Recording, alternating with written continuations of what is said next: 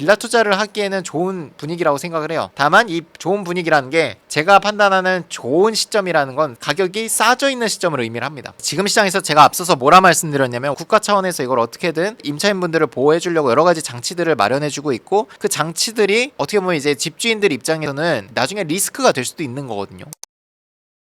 안녕하십니까. 안녕하세요. 지금은 경매 투자로 돈 못 번다, 이런 댓글들이 좀 종종 보이는데 네. 경장인이 처음 투자 시작했을 때 경매 시장은 어땠는지 먼저 설명해 주시면 좋을 것 같아요. 제가 처음에 경매 투자를 했을 때는 2019년도 당시니까 아파트는 조금씩 올라가고 있었고 빌라는 계속 시세가 유지되던 때였습니다. 그래서 저는 그걸 보고 빌라가 지금 상대적으로 좀 저평가돼 있다. 두 번째는 경쟁률. 아파트는 경쟁이 너무 치열한데 그 당시에도 빌라는 상대적으로 경쟁이 훨씬 덜 하더라고요. 그럴 수밖에 없는 게 아파트는 선호도도 높지만 물건 자체도 빌라에 비해서 훨씬 적잖아요. 그래서 입찰 경쟁이 높을 수밖에 없는 구조입니다. 아파트는. 경매는 당연히 경쟁이 적어야 되고 싸게 받아야 되니까 아파트는 하면 안 되겠다라고 생각을 2019년도 당시에도 했었던 것 같아요. 저평가돼 있다는 점, 경쟁이 낮다는 점, 그리고 또 하나는 지금 이제 단타매도라는 게 있지만 이 보유하면서 시세 차익을 만드는 거라고 전 생각을 했거든요. 최소 2년 이상 보유할 걸 생각하면서 투자를 했던 것 같습니다. 사실 돈이 없었어요. 아파트를 하고 싶어도 수중에 돈이 뭐 마이너스 통장을 제외하고 1,000만 원이 안 됐었기 때문에 아파트를 하고 싶어도 할 수가 없었죠. 당시에는 뭐 제휴 서비스라든지 뭐 대리 입찰, 뭐 인테리어 제휴, 투자라는 걸 해본 적이 없고 저는 교육을 들어본 적도 없기 때문에 그런 걸 누릴 수도 없었죠. 제가 직접 다 찾아다니고 직접 입찰하고 직접 조사하고 다 했었죠. 그런 것들이 좀 지금이랑 다르지 않았나 생각을 합니다. 지금처럼 단타매도라는 게 성행하지 않았었기 때문에 빌라 경매가 지금보다도 경쟁이 덜 했던 것 같아요. 그래서 싸게 살 수 있는 폭이 굉장히 컸었고, 그렇기 때문에 전세가보다 싸게 사는 경우도 굉장히 많았었습니다. 처음에 받은 빌라를 전세가보다 싸게 사서 2년 정도를 보유하고 나니까 가격이 많이 올라가 있더라고요. 두 번째, 세 번째 물건부터는 낙찰받고 전세 세팅하고 이러면서 투자금을 불려 나갔습니다. 특히나 첫 번째 물건은 월세 세팅 2년 하고 2년 뒤에 전세를 맞추니까 투자금이 한 5천만 원 정도가 불려졌어요. 그걸 가지고 이제 재투자를 하면서 자산이 급격하게 늘어나게 됐죠. 그때랑 지금이랑 비슷한 건 뭐냐면 빌라 가격 자체가 낮아져 있는 시점이라고 생각을 해요. 그때는 오르지 않았기 때문에 낮았던 거고 지금은 올랐다가 선호도가 다 빠졌기 때문에 낮아졌다고 생각을 합니다. 빌라 투자를 하기에는 좋은 분위기라고 생각을 해요. 다만 이 좋은 분위기라는 게 잘 팔린다라는 의미는 아닙니다. 제가 판단하는 좋은 시점이라는 건 가격이 싸져 있는 시점을 의미를 합니다. 잘 안 팔리니까 싸져 있는 겁니다. 보유한다는 차원에서는 오히려 지금 같은 때 사놓고 보유해야 됩니다. 상승장 때 사서 보유하면 보유하는 동안에 거품 빠지면서 가격이 더 떨어질 수도 있거든요. 그런 걸 생각한다면 지금같이 분위기 안 좋을 때 사놓고 월세 세팅을 해놓고 기다리면은 제가 첫 물건으로 전세를 맞추고 나니까 5천만 원이 더 생긴 것처럼 그때 됐을 때 매도를 하면 5천만 원 이상 더 벌 수도 있다고 생각을 합니다. 경장인이 투자했을 때랑 지금 경매 투자할 때 주의해야 할 점이나 좀 달라진 점이 있을까요? 지금 시장에서 제가 앞서서 뭐라 말씀드렸냐면 월세 또는 매매로 말씀을 드렸습니다. 제가 처음에 투자했을 때는 전세 시장 자체가 이렇게 불안정하진 않았습니다. 대량으로 건물 전체가 뭐 전세 사고가 생기고 이런 건 없었거든요. 그러니까 그게 뭐냐면 가격 자체가 좀 안정적으로 인플레이션 상승에 따라서 올라갔었습니다. 지금은 어떻죠? 한동안 엄청 빠르게 올라갔다 뚝 떨어지면서 사고들이 많이 생겼잖아요. 국가 차원에서 이걸 어떻게든 임차인분들을 보호해 주려고 여러 가지 장치들을 마련해 주고 있고, 그 장치들이 어떻게 보면 이제 집주인들 입장에서는 나중에 리스크가 될 수도 있는 거거든요. 전세를 시세만큼 못 맞추거나 보증금을 집주인 돈으로 돌려줘야 되는 상황이 있거나 그런 상황이 올 수도 있기 때문에 지금 전세 투자를 하는 거는 맞지 않다고 생각을 합니다. 보증금을 또 돌려주지 못하면 내가 경매로 취득을 했으나 또 경매로 날려야 되는 상황이 생길 수도 있다. 예를 들어서 전세보다 싸게 샀지만 그거를 다 전세 맞춰가지고 자본금 불려서 그걸로 또 재투자하고, 지금 시점에서 하기에는 2년 뒤를 봤을 때 위험할 수 있다. 보증범 한도가 126%인데 이게 예를 들어서 110%, 100% 낮아지면 채당 20%씩을 보증금을 내 돈으로 빼줘야 돼요. 그리고 대출이 풀리지 않는 한 내줘야 되는 돈이 내 현금으로 내줘야 됩니다. 대출이 안 나와요, 다주택자들은. 그런 부분들 때문에 위험할 수 있다. 그래서 월세 아니면 매매로 진행을 하셔라 말씀을 드립니다. 전세가 보증보험 한도에 맞춰가지고 경매 입찰가를 산정하기도 했었던 것 같은데 어떻게 빌라 경매 입찰가 산정하시는지 살짝 팁을 풀어주실 수 있는지. 공시지가의 126%라는 지표가 이걸 기준으로 낙찰가를 산정하지는 않아요. 오피스텔 같은 경우에는 뭐 그걸 기준으로 많이 삼기도 하는데 오늘 빌라 얘기를 하고 있으니까 빌라는 이 126%를 가지고 낙찰가를 산정하는 게 아니라 이 126%를 가지고 매매가를 사장님들한테 물어보고 거기서 나온 매매가를 가지고 낙찰가를 산정을 하는 거거든요. 뭐 예를 들어서 110%로 낮아졌어요. 낮아짐으로써 또 매매가 영향이 있었을 수도 있죠. 매매가 영향이 있었다면 낮아진 매매가를 가지고 낙찰가를 산정할 거기 때문에 이 보증보험의 의미는 굉장히 크지만 요걸 가지고 직접 낙찰가를 산정하는 건 아니라고 말씀을 일단 드리고 싶어요. 어쨌든 결국 우리는 매매될 수 있는 가격을 조사하고 입찰을 하고 단기 매도 차원에서는 팔고 나면 보증보험 한도가 낮아지는 거에 영향이 없는 거니까 보증보험 공시가랑은 직접적인 연관성은 저는 없다고 생각을 해요. 공시가 126%가 입찰가 산정이 더 어려워지냐 그런 건 아닌 것 같아요. 근데 이제 바뀌고 나면 그 바뀐 걸 기준으로 잘 파악은 하셔야겠죠. 매매가가 얼마인지. 빌라 경매 입찰가 산정이 어렵다 이렇게 말하는 이유는 뭘까요? 왜냐면 거래되는 내역 자체가 아파트처럼 많지도 않고 그리고 개별성이 워낙 강하기 때문에 내가 뭐 몇 평, 뭐 어디 빌라라고 소개했을 때 요것만으로는 매매가 판단이 안 되는 거죠. 사장님들이. 매매가에 영향을 줄 수 있는 여러 가지 요소들을 다 설명을 해야 됩니다. 아파트에 비해서 어렵다는 거지 이게 불가능하다는 건 아니거든요. 아파트는 딱 몇 동 몇 호 하면은 거기에 향, 타입 뭐 다 나오죠. 근데 빌라는 그게 없잖아요. 몇 층인지, 엘리베이터 있는지, 향이 막혀 있는지 뚫려 있는지, 방이 3개인지 아니면 2개인지 이게 다 다르기 때문에 그렇기 때문에 경매로 더 싸게 받을 수 있는 기회가 항상 있는 거 아닌가 생각을 합니다. 아파트 같은 경우는 너무 쉬우니까 완전 초보자들도 와서 막 높은 가격 쓰거든요. 싸게 받을 수가 없습니다. 빌라 경매 이렇게 접근해라 라는 팁을 좀 주셨으면 합니다. 제가 처음에 투자할 때는 앞서 말씀드린 대로 전세가보다 싸게 사서 뭔가 풀피를 맞추고 보유를 하는 게 가능했습니다. 그 당시에는 이제 전세 사고라든지 이런 게 전혀 없었거든요. 그렇기 때문에 이제 그런 포지션으로 가능했고 전세 세팅을 하는 데 있어서 안정성이라는 게 좀 확보가 됐었습니다. 왜냐면 갑자기 오르고 갑자기 떨어지는 거 없이 꾸준히 인플레이션만큼의 상승만 있었거든요. 집주인 입장에서도 앞으로 2년 뒤에 한 500, 1000만 원 정도 올라 있겠네. 이런 걸 생각하면서 전세를 뒀었어요. 지금은 한동안 뭐 1년에 뭐 4천만 원, 5천만 원 전세금 갑자기 오르다가 갑자기 5천만 원, 6천만 원 빠지면서 대형 전세 사고가 터졌고 그러고 나니까 사람들이 전세를 이제 기피하게 되고 집주인 또한 앞으로 어떻게 더 떨어질지 모르겠다. 또는 보증보험이 되어야 집에 이제 전세가 나가는데 보증보험의 한도를 강제적으로 국가에서 뭐 낮춘다. 뭐 이런 얘기들도 나오잖아요. 그런 점에서 이제 전세 세팅을 하기가 좀 어려워진 시장이다. 전세가 이제 시간이 지나면서 점점 없어지는 쪽으로 갈 수 있을 것 같아요. 그러면 결국 이제 월세 세팅을 하게 될 거고 한쪽에 사람들이 몰리게 되니까 그쪽에 가격이 올라가게 되고 이게 결국 매매가로 반영이 되지 않을까라는 기대감을 갖고 있기는 합니다. 국가 차원에서 경매로 넘어간 집들을 허그에서 낙찰도 받고 있고 글로벌 부동산 투자 회사에서도 적극적으로 1인 가구, 2인 가구 대상으로 한 소형 주택들을 매수하고 있죠. 이런 점에서도 우리가 생각하는 이제 빌라, 오피스텔 이런 주택의 소유권이 상당히 귀해질 것 같습니다. 그리고 그 당시에는 안정적인 전세가라는 게 있었기 때문에 낙찰가를 산정할 때 전세가가 되게 중요한 기준이 됐었거든요. 지금은 전세가라는 기준을 잡았을 때 이 변동성이 너무 크기 때문에 내가 낙찰받을 수 있는 확률뿐만 아니라 내 기준이 많이 흔들리게 됩니다. 그래서 지금은 전세가로 기준을 잡으시면 안 되고 이제 매매가로 기준을 잡으셔야 되고요. 당시에는 전세보다 싸게 사면 안전하게 사는 거구나 라는 판단이 가능했지만 지금은 그게 안 된다는 거 참고로 알아두시면 좋을 것 같고요. 또 하나는 이제 매매 거래가 그 당시보다 훨씬 더 어려워진 시장 분위기이기 때문에 가격은 낮아져 있지만 매매가 판단을 할 때 좀 어려움은 있을 것 같습니다. 부동산 사장님들도 거래되는 매매가 있어야지 매매가를 알려줄 텐데 거래 사례가 없다 보니까 매매가를 물어봐도 얼마에 내놔야 거래가 되는지 몰라요. 거기서 포기하지 말고 저는 이렇게 물어봅니다. 그러면 지금 이 조건에 나와 있는 물건 중에서 얼마가 제일 저렴한가요? 라고 물어봐요. 그럼 거래가 된다면 가장 싸게 나와 있는 것부터 거래가 될 확률이 높으니까 그걸 기준으로 이제 입찰가를 산정하는 거죠. 장기 임대 사업자를 하지 않으셨나요? 맞아요. 처음 낙찰받은 물건을 이제 19년도 당시에 장기 임대 사업자 이제 8년짜리로 등록을 했고 그게 만기가 이제 2027년 2019년도에 등록을 했기 때문에 당시에는 뭐 8년 장기임대 사업자 등록을 하면 재산세 혜택이나 여러 가지 혜택들이 있었거든요. 근데 지금은